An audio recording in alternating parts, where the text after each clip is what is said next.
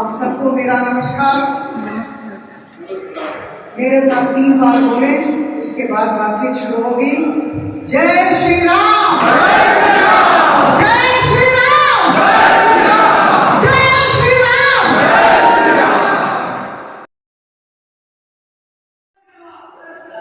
मुझे पता है मेरे से विलम्ब हुआ, आप सब अपेक्षा कर रहे थे मैं आऊंगी, शिखराऊंगी और सभा में योगदान करूंगी, लेकिन आप सब बंधुओं को मैं बताना चाहूंगी कि सुबह 7 बजे से जीवन की शुरुआत हुई है और ये कब तक यह जीवन आज चलता रहेगा पता नहीं। विभिन्न कार्यक्रम थे और इसके पहले वाले कार्यक्रम में काफी आईटी प्रोफेशनल्स बैठे थे। उत्तर भुवनेश्वर के जो आईटी प्रोफेशनल्स हैं, जो टीसीएस में, जो विप्रो में, जो इन्फोसिस में काम करते हैं, जो माइंडट्री में हैं, वो लोग हमारे साथ बैठे थे, तो उनकी बातों को सुनना था। आपके धैर्य के लिए, आपके संयम के लिए मैं आपको बहुत धन्यवाद देती हूँ।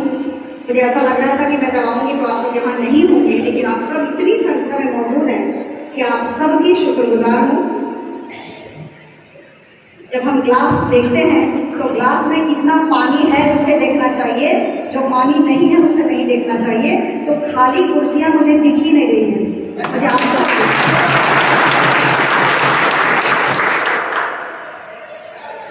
मैं सबसे पहले उमेश खंडेलवाल जी को दिल से धन्यवाद देना चाहूंगी और आप सबसे गुजारिश करूंगी।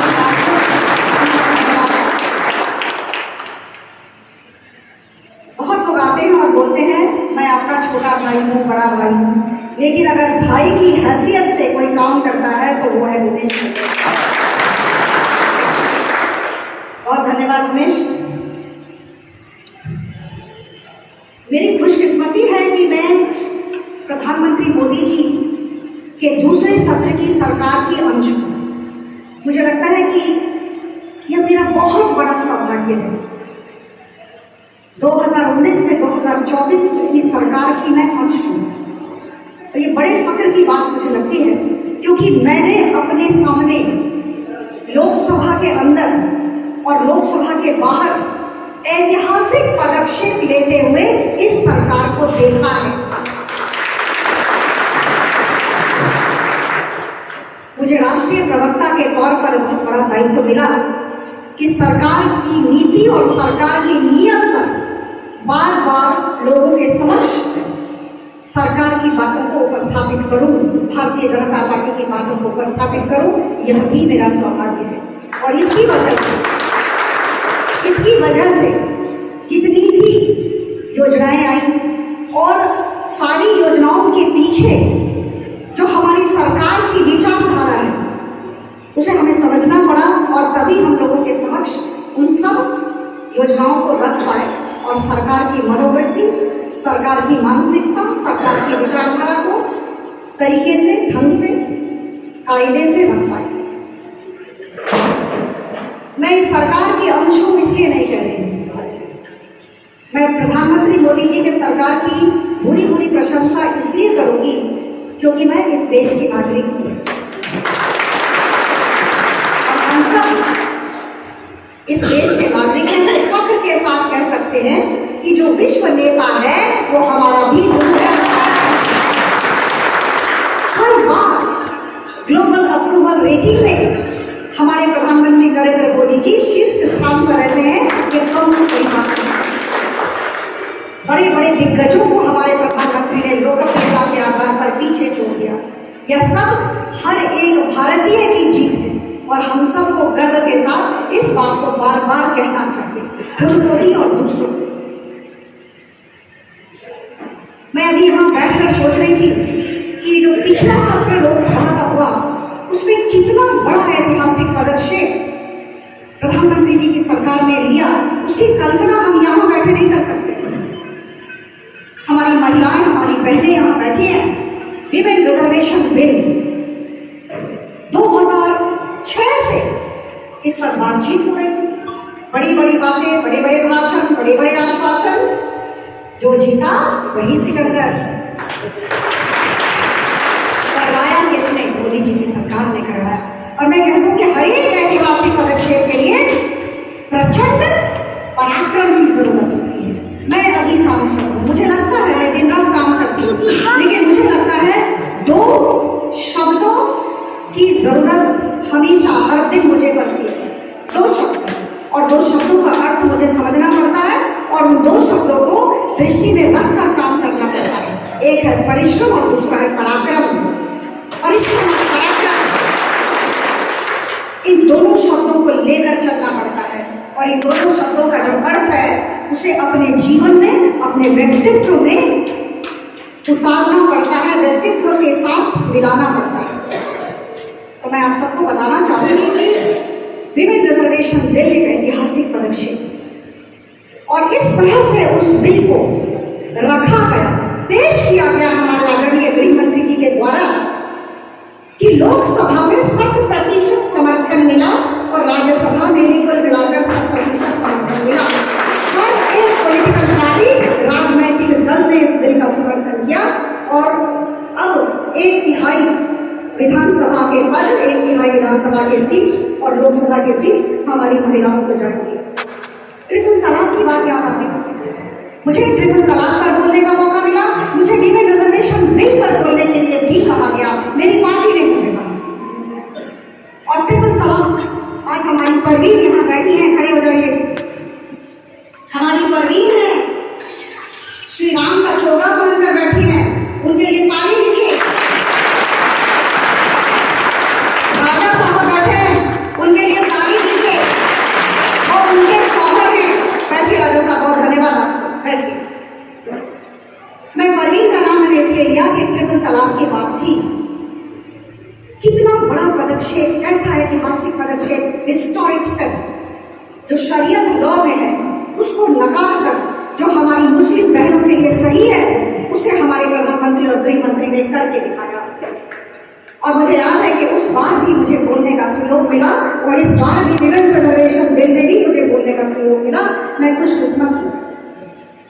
आज पूरे देश में बहुत जोश है, बहुत उत्साह है, उमंग है। क्यों? क्योंकि 500 साल के युद्ध को सकारात्मक तरीके से विराम दिया गया। नहीं नहीं कहने वाले लोगों की संख्या हमारे समाज में बहुत है, लेकिन दिक्कत यह है, उन्हें यह समझना चाहिए कि हाँ हाँ कहने वालों की संख्या बहुत ज्यादा है, उनसे बहुत ज्यादा है, इसके हम सफल होते हैं। राम मंदिर सकारात्मकता की जीत है, राम मंदिर दृढ़ मानसिकता की जीत है, राम मंदिर सशक्त शासन, प्रशासन, मनोवृत्ति, नीति और नियम की जीत है। राम मंदिर सिर्फ पत्थरों से नहीं बनता। 1992 6 दिसंबर को जब हुआ, मुझे लगता है हम सब उस बात से अवगत है, उस घटना से अवगत है, कितने लोगों ने अपना बलिदान दिया। तो यह जो एक यात्रा थी उस पर हम पूर्ण विराम लगाने जा रहे हैं और इसलिए आज हम उमंग से भरे हैं, उत्साह से भरे हैं। 22 जनवरी आ गया, कल मकर संक्रांति है और आप सबको ज्ञात होगा, जिन्हें ज्ञात नहीं, मैं कहना चाहूंगी कि हमारे प्रधानमंत्री जी आज से 11 दिन का उपवास कर रहे हैं। आपके प्रधानमंत्री प्रधान सेवक हैं, तो बार बार इस बात को कहते हैं, सेवा, सुशासन और गरीब कल्याण हमारी सरकार, मोदी सरकार का मूल मंत्र है, इसे हमेशा याद रखें। मैं जहां जाती हूँ, सुबह से शाम तक, रात तक लोगों के बीच मैं एक ही बात बोलती हूँ कि राजनीति का अर्थ सिर्फ 3 शब्दों में निहित है और यह मैंने हमारे प्रधानमंत्री जी से सीखा है, मैं उनकी शिष्या हूँ। 3 शब्द, लोकनीति, लोक सेवा और विकास। चतुर्थ कोई शब्द नहीं।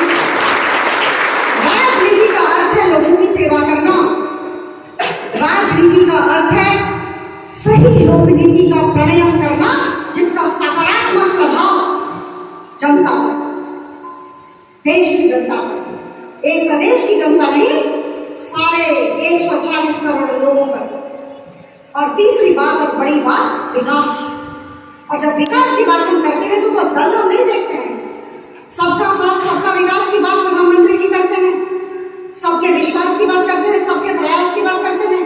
हमको सबको लेकर चलना है, क्या हिंदू, क्या मुस्लिम, क्या सिख, क्या ईसाई, या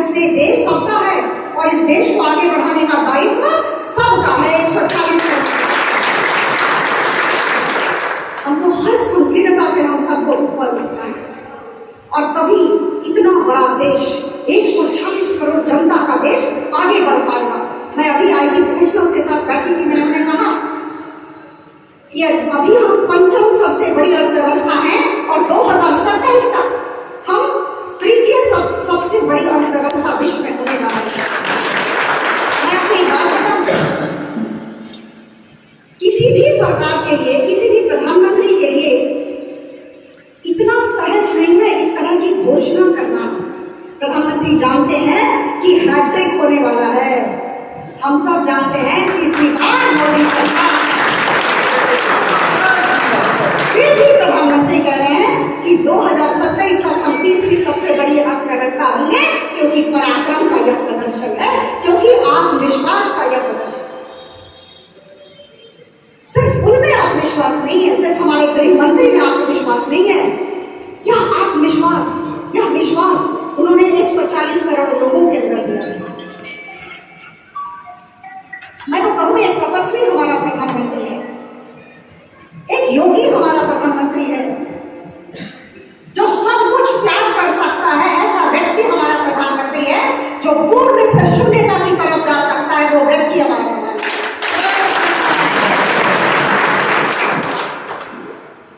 हम आप सबसे गुजारिश करने वाले हैं, आप सब विभिन्न वर्गों का प्रतिनिधित्व करते हैं। यह मेरी खुशकिस्मती है कि आप सबसे मेरी मुलाकात हुई। बड़ी विनम्रता के साथ आप सबका अभिवादन मैं स्वीकार करती हूँ।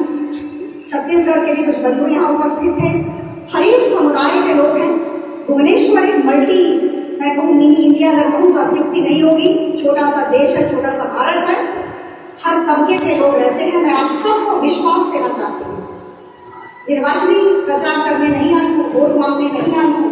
मैं आपको कह दूँ, I want to command votes, I never want to beg for votes. दोनों में फर्क है। मैं चाहती हूँ कि ऐसा सिनारियो बने जैसा देश में बन रहा है। अगर मोदी जी को लाना है तो अपराजिता को जिताना है। तो इसमें प्रचार का मसला है, प्रचार तो करना ही नहीं। अरे भाई, तो सांसद आप भेजेंगे तब तो हमारे मोदी जी आएंगे, ये तो सब इंटरलिंक है। तो प्रचार तो नहीं खत्म हो गया, प्रचार तो साफ करना ही नहीं। आप सबसे गुजारिश करने आई हूँ कि आज से हमें एक बहुत बड़ा काम प्रधानमंत्री जी ने दिया, और जब प्रधानमंत्री जी कोई काम देते हैं तो हम सबको करना चाहिए। वो मन से कहते हैं और उनका कुछ स्वार्थ नहीं है, इसलिए करना चाहिए। वो हमारे बारे में दिन रात सोचते हैं, इसलिए करना चाहिए। वो हमारे गुरु हैं, हमारे, मैं तो कहूँगी मेरे प्रधानाध्यापक हैं, तो हमें करना चाहिए। उन्होंने कहा है कि तीर्थ स्थानों का, मंदिरों की सफाई करें, स्वच्छता अभियान में भाग लें। मैं एक प्रस्ताव दे रही हूँ, 22 तारीख के भीतर, कल से 22 तारीख, 14 था, 14 से 22, आज 14 है, शाम की शाम, कल मकर संक्रांति है। 22 तारीख के भीतर कोई एक जगह हम सब मिलकर उस जगह की सफाई करें, और यह मेरी तरफ से जितना भी संसाधन चाहिए मैं दूँ, लेकिन यह किया जाएगा। नहीं, तीर्थ स्थान भी हो सकता है, मंदिर भी हो सकता है। यह मंदिर मालिनी शहर है, हमें तीर्थ स्थान कहा गया है या मंदिर कहा गया है। आप खंडगिरी उदयगिरी में भी करेंगे तो कोई दिक्कत नहीं है, लेकिन हम मंदिर करेंगे। एक मंदिर मैं उमेश के ऊपर छोड़ती हूँ, आप सबके ऊपर छोड़ती हूँ। एक मंदिर मुझे बताएं जहाँ हम सब 1-2 दिन के अंदर सुबह सुबह पहुँच जाए और झाड़ू और बाल्टी और पानी लेकर स्क्रबिंग करें, सफाई करें। हो सकता है या नहीं? जो चाहते हैं करना वो जरा हाथ, जो चाहते हैं करना वो हाथ, जशोदा करता नहीं की 100% हाथ, लेकिन उन्होंने तो 2 हाथ उठाए। ये देखिए उन्होंने जो उठाया तो मेरी समझ से उमेश और उनकी जो टीम है, सारे हमारे अच्छे लोग बैठे, सकारात्मक लोग बैठे हैं। मेरे जाने के बाद आप तय करें कहाँ करेंगे, संसाधन हो जाएगा। साधना की जरूरत होती है, साधन आ जाता है। हम सब एक जगह पहुंचे, और ये जितने लोग हैं और जो नहीं है वो भी, ग्लास में आधा से ज्यादा पानी है, थोड़ा पानी नहीं है, जो नहीं उन्हें भी बुलाना है। सब लोग हम लोग आए और कहीं एक सफाई करें। वो दृश्य होना चाहिए, दिखना चाहिए, और उसे मैं प्रधानमंत्री जी के पास भेजना चाहती हूँ कि भुवनेश्वर में ऐसा हम सब ने मिलकर किया। और ये कैसे होगा, क्या होगा, मुझे लगता है ये जो काउंटर से ये जो इसकी प्रक्रिया होगी, ये मुझे आप आदेश दें, कल हो परसों हो, इसके बाद हो, लेकिन 22 के पहले होना चाहिए। 1 घंटा आपके बहुमूल्य जीवन का सुबह सुबह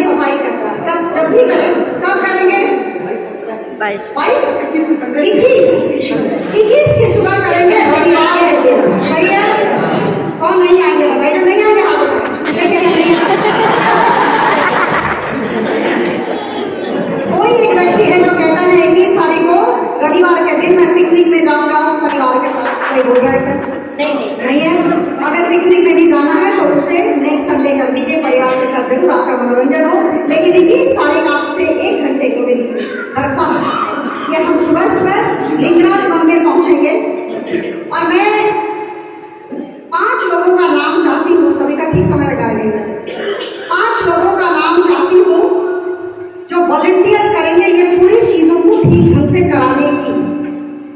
लिखेंगे क्या उमेश? 5 लोगों का नाम, सशक्त लोग हैं तो सब उनकी सहायता करें। आपका नाम? रोहित अग्रवाल, संतोष कुमार राठौर, लिखिए जरा। आप कहाँ रहते हैं? मंचेश्वर। संतोष कुमार राठौर, सविता पटनायक, इधर से बोलिए। पंकज कुमार यादव, नारायण मेहरा, कहाँ रहते हो भाई? नायकली में रहते हैं। दिलीप खंडेलवाल जी, अरे उन्हीं की दया से कोई बात करे, उनका नाम नहीं जानेंगे तो कैसे होगा। अखिल पटनायक, नीलम शाह, लिख रहे हो? सॉरी देखिए उत्साह बहुत बढ़ गया। 1 मिनट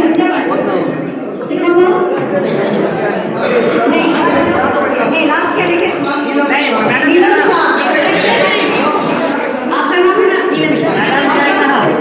क्या? संगीता शर्मा। संगीता शर्मा।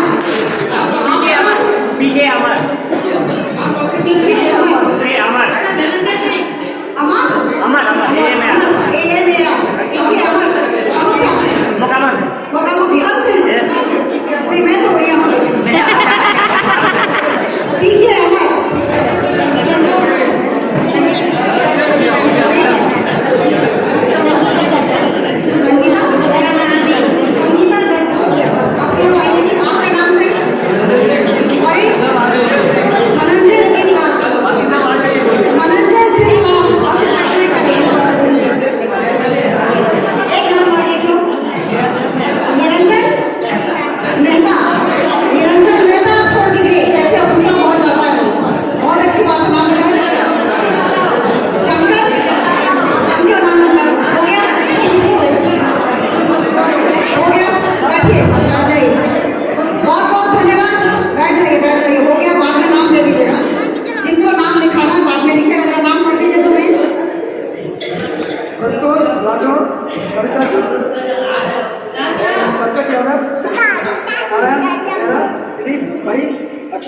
नीलम शाह जी, संगीता शर्मा जी और संगीता जी, पीके अमर, नरेंद्र जी, निरंजन मेहता। और इसके बाद जिनका नाम लिखाना है वो जरूर लिखवा दें। सविता है तो बंधुगण करना क्या है? अच्छा, इसका नाम नहीं लिखेगा, पुनः का लिखो भाई। प्रदीप का जेना, बस लास्ट नाम मेरी तरफ से मैंने नोट किया, प्रदीप का जेना। बंधुगण 21 तारीख की सुबह हम लिंगराज मंदिर में मिलेंगे और इस कमेटी को दायित्व दिया जाता है कि उस दिन बहुत सुंदर तरीके से स्वच्छता अभियान का कार्यक्रम वहां हो। और मैं सिर्फ यह बताना चाहूंगी कि वहां जो सेवक है, हमारे पंडा लोग हैं, उनकी सहमति के साथ हो और उनको कोई कष्ट हो। तो ये कमेटी का काम रहेगा। इस कमेटी का समन्वय का दायित्व किसे दिया जाए? एक व्यक्ति, उमेश खंडेलवाल। उमेश के बिना कुछ हो ही नहीं सकता लगता है। तो उमेश खंडेलवाल मुख्य संयोजक, क्या बोलते हैं इनको? संयोजक, मुख्य संयोजक ये हैं। और बाकी हम सब जितने हैं, मैं तो हूँ सपोर्टिंग एक्ट्रेस, हम लोग सपोर्टिंग रोल में हैं। 21 तारीख को यह काम हो। 22 जनवरी बहुत बड़ा दिन है, राम का दिन है। राम का दिन तो 365 दिन है, लेकिन उस दिन राम मंदिर में प्राण प्रतिष्ठा का उत्सव 11 बजे से 8 बजे तक होगा। प्रधानमंत्री जी खुद उसमें भाग लेंगे। उस समय हम सब अपने अपने घरों में या किसी भी मंदिर में बैठकर निश्चित तौर पर टेलीविजन पर देखें और उसके बाद 5 दीप जलाने का आदेश है अपने अपने घरों में या मंदिरों में। आपको पता होना चाहिए 5 दीप क्यों कहा गया, क्योंकि ये 500 वर्षों के युद्ध का विराम है। याद रखिएगा, अगर कोई पूछा 5 दीप, 500 वर्षों के युद्ध का विराम है इसलिए। और उस दिन बहुत जगहों पर राम मंदिरों में बहुत भीड़ होगी और हमारे राम मंदिर में भी एक बहुत बड़ा कार्यक्रम होने जा रहा है, आप सबको ज्ञात है। आप सबसे एक निवेदन है कि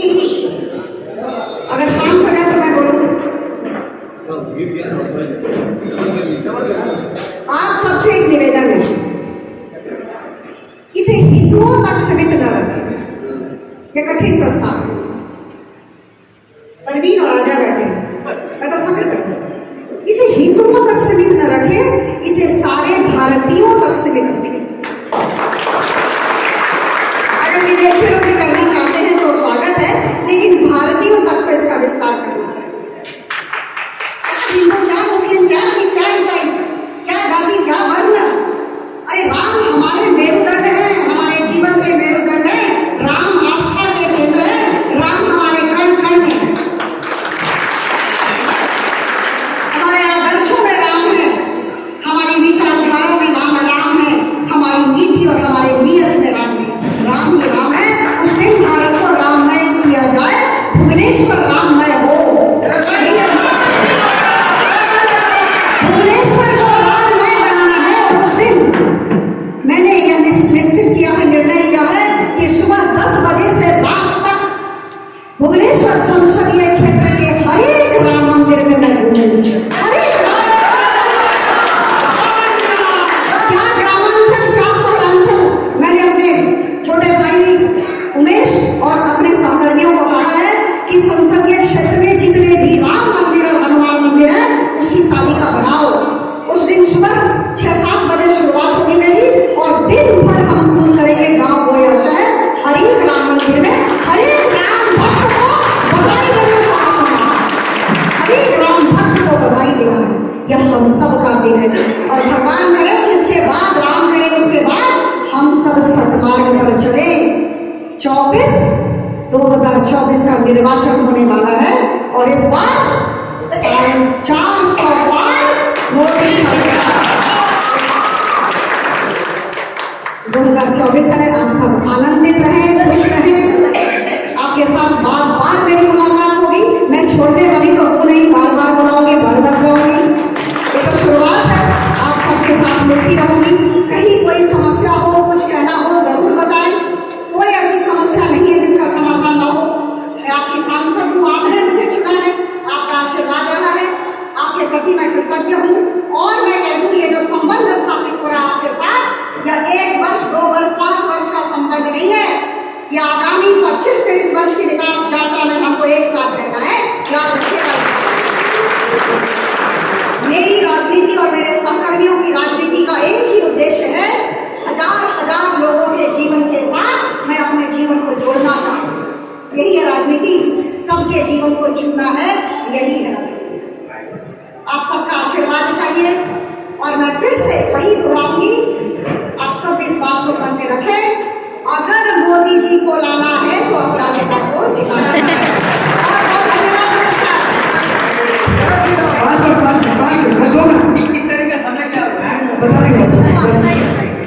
बहुत बहुत धन्यवाद। सांसद कोई